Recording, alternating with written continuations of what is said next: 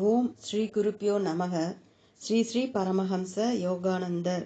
மனிதனின் நிரந்தர தேடல். மரணத்திற்கு அஞ்சக்கூடாது. நாம் மரணம் வழியை கொடுக்கும் என்பதால் அஞ்சுகிறோம். மேலும் நாம் அழிந்து போய் விடுவோம் என்ற எண்ணத்தால் அதற்கு அஞ்சுகிறோம். இந்த கருத்து பிழையானது. தனது மரணத்திற்கு பின்பு இயேசுநாதர் தனது சீடர்களுக்கு ஒரு ஸ்தூல உடலில் தன்னை காண்பித்தார். தான் மகா சமாதி அடைந்த மறுதினம் லாகிரி மகாசயர் தசையுடனான உடலில் திரும்பி வந்தார். தாம் அழிக்கப்படவில்லை என்பதை அவர்கள் நிரூபித்தனர். பிரபஞ்ச விதிகளை வென்றுவிட்டவர்களின் உதாரணங்கள் மிக குறைவாக உள்ளன என்பதால் அவர்களுடைய அத்தாட்சியை உண்மையற்றது என ஒருவர் கூறக்கூடாது. இயேசுநாதர் மற்றும் எனது பரம குரு பாபாஜி ஆகியோரின் தெய்வீக நிரூபணங்களை நீங்கள் அலட்சியம் செய்யக்கூடாது. மேலும் நான் கண்ட சாட்சியத்தையோ உயிர் பெற்றெழுந்த எனது குரு ஸ்ரீ யுக்தேஸ்வர் அல்லது என்னுள் நானே அனுபவித்ததையோ நான் ஒதுக்கிவிட முடியாது. பகவத்கீதை அத்தியாயம் 11 ஸ்லோகம் 20. இவ்வாத்மா ஒருபோதும் பிறப்பதும் இல்லை, இறப்பதும் இல்லை. இது இல்லாதிருந்து பிறகு பிறந்ததன்று, இருந்து பிறகு இறந்து போவதன்று. இது பிறவாதது, இரவாதது, தேயாதது, வளராதது. மாற்றமெனும் மாயை மந்திரத்தினால் தீண்டப்படாமல் என்றும் நீடித்து வாழ்வது. தேக சிதைவுகளின் அனைத்து சுழற்சிகளினூடேயும் ஆன்மா என்றும் நிலையானது. அநேக முறைகள் வெகு தொலைவில் வாழ்ந்து கொண்டிருக்கும் ஒரு சீடர் நோயுற்று இருக்கும் பொழுதோ அல்லது இறக்கும் தருவாயிலோ தனது பக்தியின் மூலமாக எனது சூட்சும சரீரத்தை அங்கு ஈர்த்திருக்கிறார். அத்தகைய ஒரு சம்பவம் இங்கு நிகழ்ந்தது. சேவாதேவி பக்தி மிக்க ஒரு சீடர். அவர் மிக கடுமையாக நோய்வாய்ப்பட்டு இருந்தார். ஆனால் அவர் அதை பற்றி ஒருவரிடமும் ஒருபோதும் முறையிடவில்லை.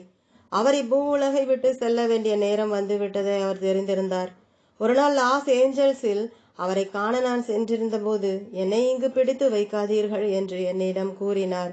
பின்னர் என்சினடஸில் உள்ள செல்ஃப் ரியலைசேஷன் ஃபெலோஷிப் ஆசிரமத்தில் நான் சிறிது காலம் தங்கியிருந்தேன். எனக்கு ஒரு வானொலி கருவி தரப்பட்டிருந்தது.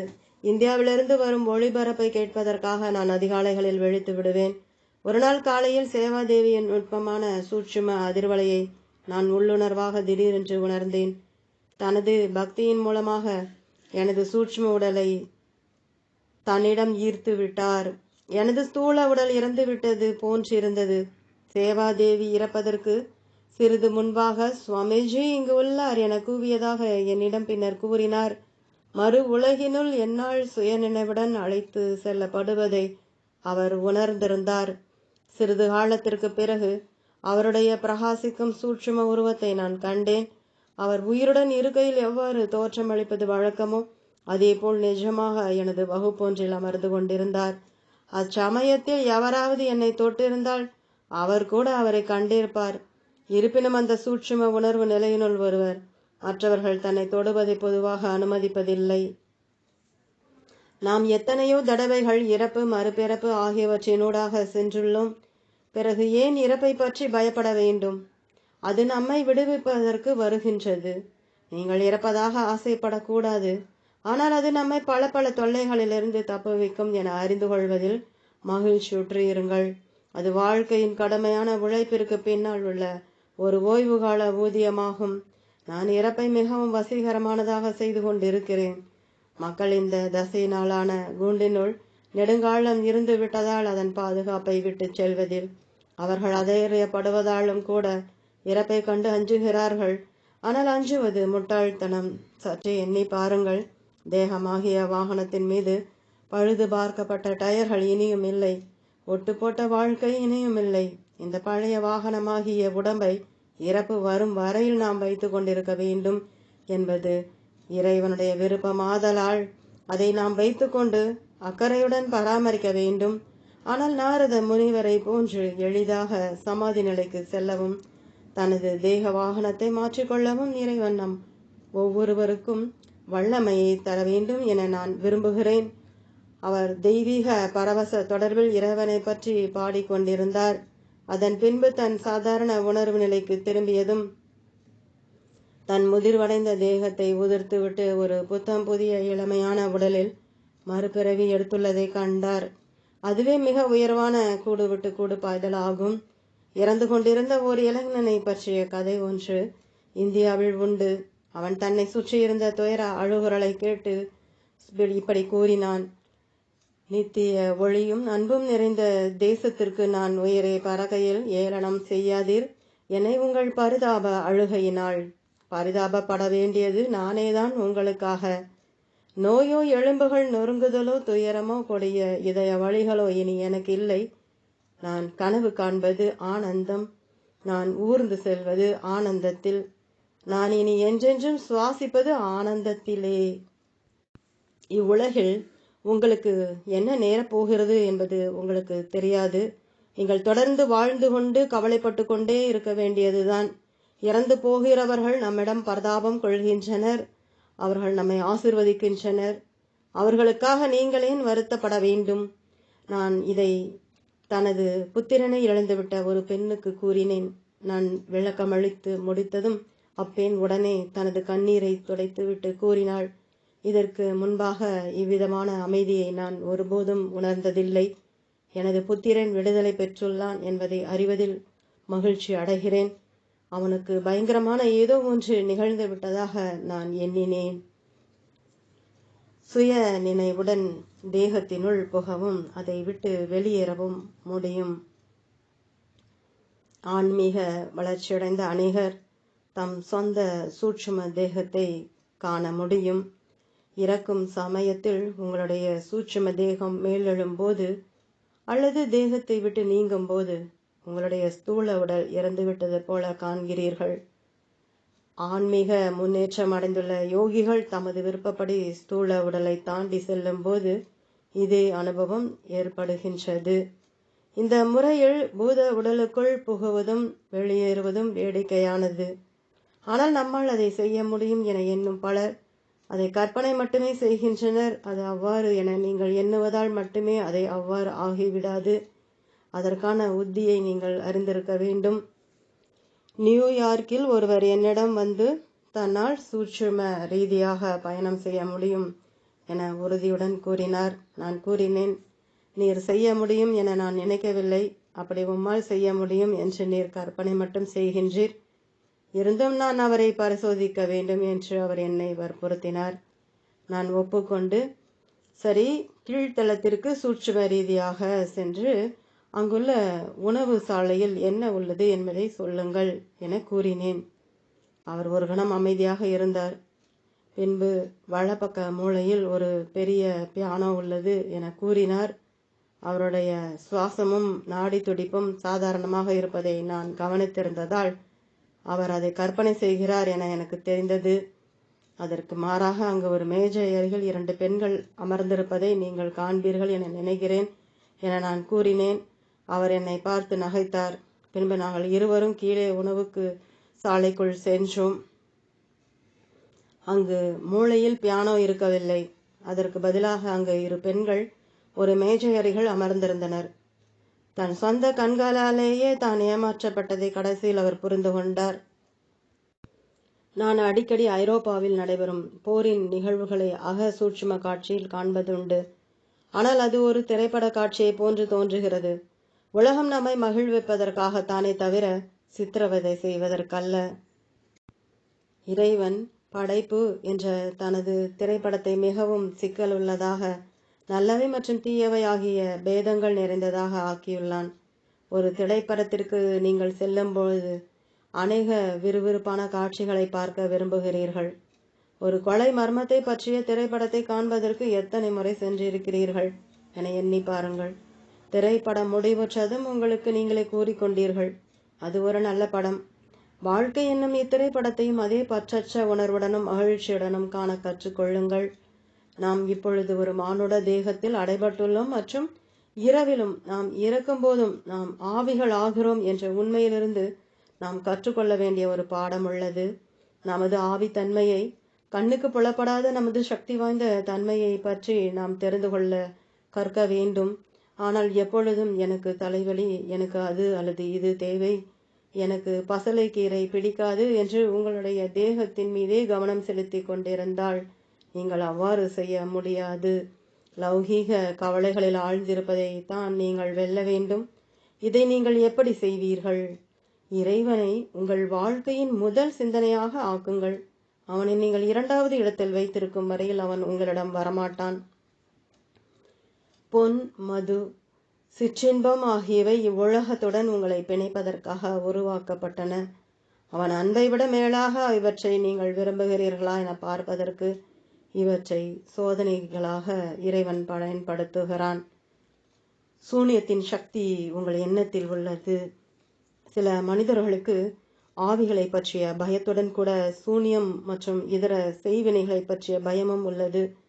தமக்கு தெரிந்த யாரோ ஒருவர் தம் மீது சூனியம் வைத்துள்ளதாக பலர் என்னிடம் கூறுகின்றனர். நான் அவர்களுக்கு கூறுகிறேன், நீங்கள் இறைவனின் கோட்டையில் அமர்ந்து உள்ளீர்கள். இறைவனை நீங்கள் உண்மையாக நம்பினால் எவரும் உங்களுக்கு தீங்கிழைக்க முடியாது. ஆனால் யாரோ ஒருவர் உங்களுக்கு தீங்கிழைக்கின்றார் என்ற எதிர்மறையான எண்ணத்தை நீங்கள் நம்பினால் அப்படி செய்வதற்கான சக்தியை நீங்கள் அவருக்கு அளிக்கின்றீர்கள். ஒருவர் உங்களை நோக்கி ஒரு தவறான எண்ணத்தை அனுப்புவதாகவும் அதை நீங்கள் ஏற்றுக்கொள்வதாகவும் வைத்துக்கொள்வோம். அது உங்களுக்கு கெடுதல் விளைவிக்கும். ஆனால் தீய கருத்துக்களை நீங்கள் ஏற்க வேண்டியதில்லை. தீங்கிழைப்பவர்களை பற்றி பயப்படாதீர்கள். நீங்கள் பயப்படுபவராக இருந்தாலே யாரும் உங்களை பாதிக்க முடியாது. பயமும் மனதை வெறுமனாக வைத்துக்கொள்வதும் தீயவை உட்போக அனுமதிக்கின்றன.